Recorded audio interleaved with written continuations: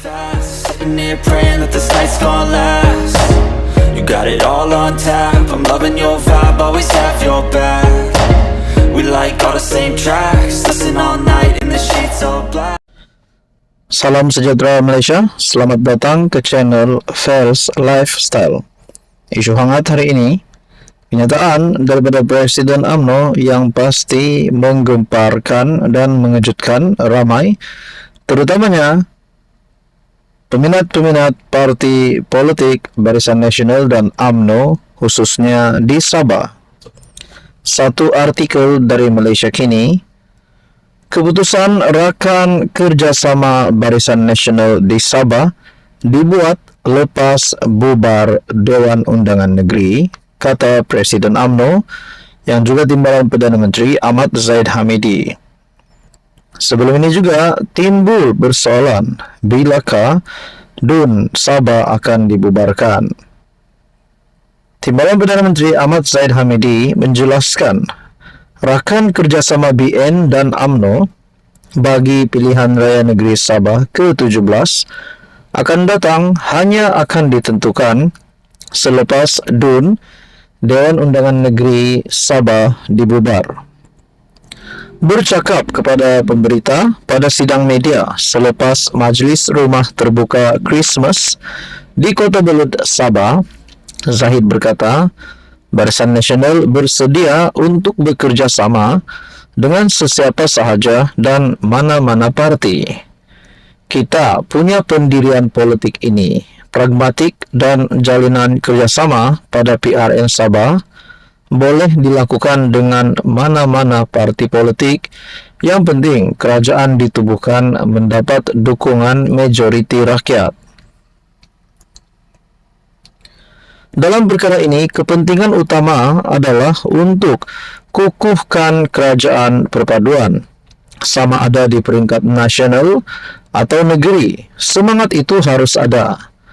Pemutusan akan dibuat setelah DUN Sabah dibubarkan, katanya pada sidang media selepas Majlis Peluncuran Pembangunan Kadamaian sempena Rumah Terbuka Sambutan Christmas Kadamaian di Kota Belud. Turut hadir Menteri Pembangunan Usahawan dan Koperasi Iwan Benedik yang juga adun Kadamaian. Presiden UMNO itu juga menyangkal dakwaan bahwa dia hadir di Sabah ketika ribut politik di negeri berkenaan. Sebaliknya, katanya, tiada sebarang pergolakan politik besar berlaku di Sabah ketika ini. Saya ingin menolak dakwaan bahwa terdapat kemelut politik di Sabah. Sebaliknya, keberadaan saya di negeri ini bagi menghadiri Majlis Peluncuran Pembangunan Kadamaian sempena Rumah Terbuka Sambutan Christmas Kadamaian 2023. Tidak wujud kemelut politik di Sabah, namun perjumpaan saya dengan rakan-rakan kepimpinan politik terutamanya UMNO hanya bertujuan mengemaskini beberapa kerja-kerja politik, khususnya di dalam penyusunan struktur jentera setelah selesai PRU dan PRN di 6 negeri.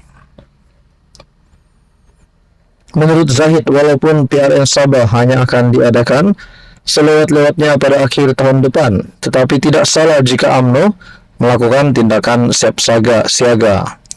Jangan ada mana-mana pihak yang membuat analisis atau spekulasi bahwa sesuatu sedang berlaku dari segi politik di negeri Sabah.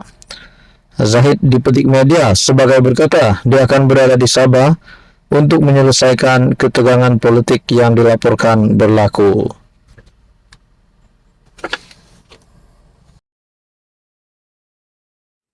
Halo semua, salam sejahtera Malaysia. Selamat datang ke channel Fels Lifestyle. Tuan-tuan dan puan yang amat dihormati semua, rasuah. Lagi-lagi kita dengar berkaitan dengan rasuah yang berlaku di Malaysia. Nah, terbaru, terdapat dua kerajaan dahulu yang terlibat dengan salah guna dana berjumlah RM700 juta. Dan tempoh yang dikeluarkan adalah pada tahun 2020 sehingga tahun 2022, di mana pada sepanjang tahun tersebut terdapat dua Perdana Menteri yang memimpin. Pertama, Muhyiddin Yassin, dan kedua Ismail Sabri Yaakob. Tidak dapat dibuktikan bahwa kedua-dua bekas Perdana Menteri ini terlibat dengan penyalahgunaan dana Rm 700 juta tersebut. Tapi, akhirnya SPRM telah mengeluarkan satu keputusan di media. Seleweng dana, SPRM akan panggil seorang bekas Perdana Menteri. Tidak pasti Muhyiddin Yassin atau Ismail Sabri Yaakob. Tapi yang pasti, SPRM akan memanggil seorang bekas Perdana Menteri. Bukankah ini adalah satu permulaan cerita kepada masuk penjara? Nah, saudara-saudara, sebelum ini Syahabuddin juga membuat ulasan kehidupan ataupun status Perdana Menteri adalah sangat spesial. Di antara 30 juta rakyat Malaysia, mereka dipilih menjadi Perdana Menteri.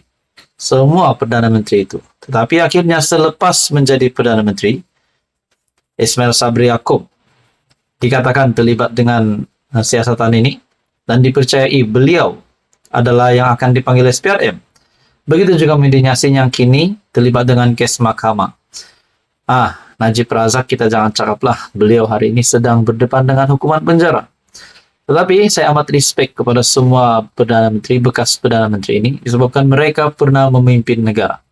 Nah, kenyataan daripada SPRM ini dipercayai, ataupun dalam satu artikel, Ketua Pesuruhjaya SPRM, Tan Sri Azam Baki, mengesahkan seorang bekas Perdana Menteri dan bekas pegawainya akan dipanggil dalam masa terdekat untuk membantu siasatan susulan dakwaan penyelewengan dana kerajaan bernilai jutaan ringgit. Ia berkata demikian ketika ditanya pemberita, ada Perdana Menteri ke-9 akan menjadi orang terakhir disiasat. Siasatan lebih kepada bagaimana dana kerajaan dibelanjakan dan syarikat-syarikat yang mendapat dana, itu penting. Kami telah pun panggil syarikat-syarikat berkaitan. Mantan Perdana Menteri dan juga mantan pegawai-pegawai yang terdekat dengan dia akan dipanggil. Saya tak ada senarai jumlah yang akan dipanggil, tapi tak kurang dari 4 individu akan dipanggil dalam masa terdekat. Katanya buat masa ini hanya seorang bekas Perdana Menteri dipanggil. Nah, persoalannya adakah Tan Sri Muhyiddin Yassin atau Ismail Sabri Yaakob? Walaupun namanya tidak disebut secara khusus, Azam dipercayai merujuk kepada Ismail Sabri Yaakob yang memimpin Kerajaan Perikatan Nasional dan Barisan Nasional sebelum ini. Malaysia kini melaporkan SPRM memulakan siasatan terhadap dakwaan rasuah yang dikaitkan dengan Ismail. Selain anggota Parlimen Berak, beberapa bekas pegawainya turut disiasat, termasuk pembantu Ismail yang dilantik secara politik ke jawatan kanan di pejabat Perdana Menteri pada masa itu. Siasatan dilaporkan dibuat 4 hari selepas Menteri Komunikasi merangkap juru cakap kerajaan Fahmi Fadzil berkata, rakyat berhak tahu berkenaan perbelanjaan Rm 700 juta untuk iklan dan publicity oleh 2 pentadbiran terdahulu. Pada November, Perdana Menteri Anwar Ibrahim mendedahkan sebanyak 700 juta dibelanjakan antara 2020 dan 2022 untuk menunjukkan pencapaian kerajaan. Anwar memberitahu Dewan Rakyat bahawa sebanyak Rm 500 juta dibelanjakan ketika pentadbiran Muhyiddin Yassin 2020 ke 2021, manakala 200 juta lagi ketika pentadbiran Ismail Sabri 2021-2022. Siasatan juga dibuat di bawah Akta SPRM 2009. Saudara-saudara, adakah ini akan membawa kepada satu keputusan yang mengerikan ataupun keputusan yang mengejutkan? Kita nantikan saja, teruskan bersama di dalam channel ini untuk info yang seterusnya.